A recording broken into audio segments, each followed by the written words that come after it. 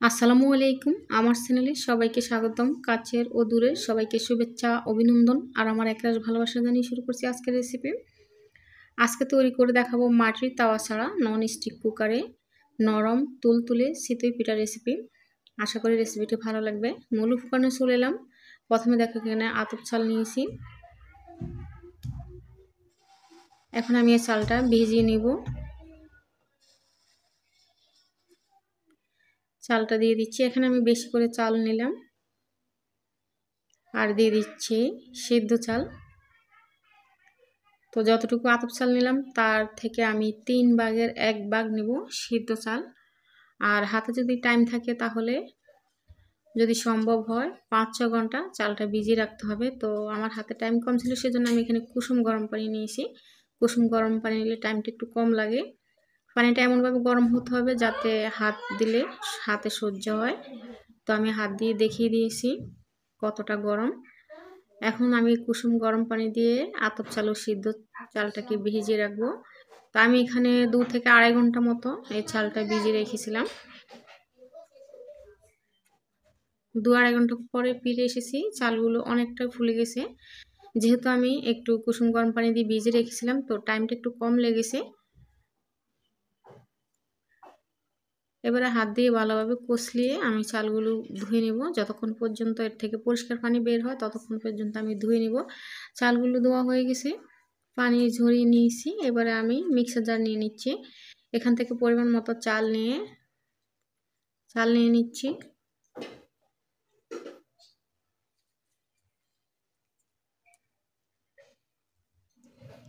যেহেতু সিদ্ধ চাল ব্যবহার করছি সেক্ষেত্রে কিন্তু চালটা বেশি টাইম নিয়ে ভিজাতে হবে।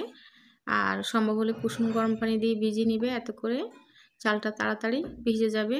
পানিটা কিন্তু একেবারে গরম হওয়া চলবে না, তাহলে কিন্তু সমস্যা হবে। তো আমি পেস্ট করে নিয়েছি আর অফ ক্যামেরা বাকি চালগুলো পেস্ট করে নিয়েছি।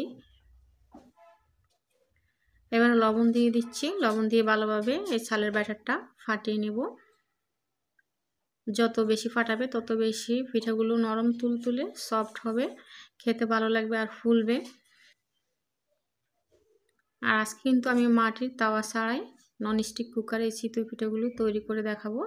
এবারে দিয়ে দিচ্ছি এখানে গরম পানি। গরম পানিটা একেবারে বলক ওঠা না, আবার একেবারে ঠান্ডা না, কুসুম না, কিন্তু মাঝামাঝি গরম পানি ব্যবহার করেছি। আবারও নেড়ে নিচ্ছি। তো যত সম্ভব কিন্তু চালের এই ব্যাটারটাকে ফাটাতে হবে। আর মাটির তাওয়া আমরা সাধারণত যেভাবে চিতই পিঠার ব্যাটারটা তৈরি করি সেক্ষেত্রে কিন্তু একটু পাতলা হয়। তো এই ব্যাটারটা কিন্তু একটু গাঢ় হতে হবে, অনেকটা কেকের ব্যাটারের মতো। এবারে দিয়ে দিচ্ছি 1 চা চামচ বেকিং পাউডার দিয়ে দিচ্ছি। আমি কথা বলতে বলতে দিয়েছিলাম। এত করে চিতই পিঠাতে অসংখ্য ছিদ্র পড়বে। বেকিং পাউডারটা দিলে চিতই পিঠা ফুলে এবং ছিদ্রটা খুব ভালো পড়ে।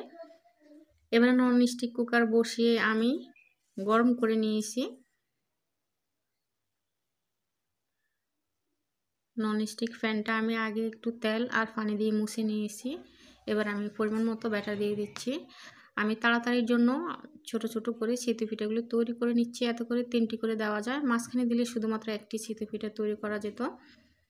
তো 1 থেকে 1.5 মিনিট মতো অপেক্ষা করছি আর চিতই পিঠাটা হয়ে গেছে। ক্যামেরার সামনে এনে দেখিয়ে দিচ্ছি, দেখো কতটা ফুলেছে আর ছিদ্র পড়েছে মাটির তাওয়ার মতো।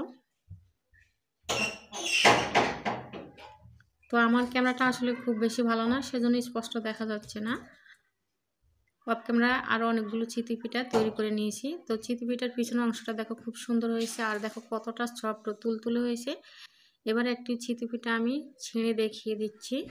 আর এই চিতই পিঠাটা আমরা ভর্তাটি খেয়েছিলাম, ভর্তাটা তৈরি করার দেখায়নি। তো কেমন লাগলো আমার আজকের এই চিতই পিঠার রেসিপি? ভালো লাগলে একটি লাইক করে দিও প্লিজ। আর প্রতিদিন এরকম নতুন নতুন রেসিপি পেতে চ্যানেলটি সাবস্ক্রাইব করে পাশে থেকো। সবাই ভালো থেকো। আল্লাহ হাফেজ।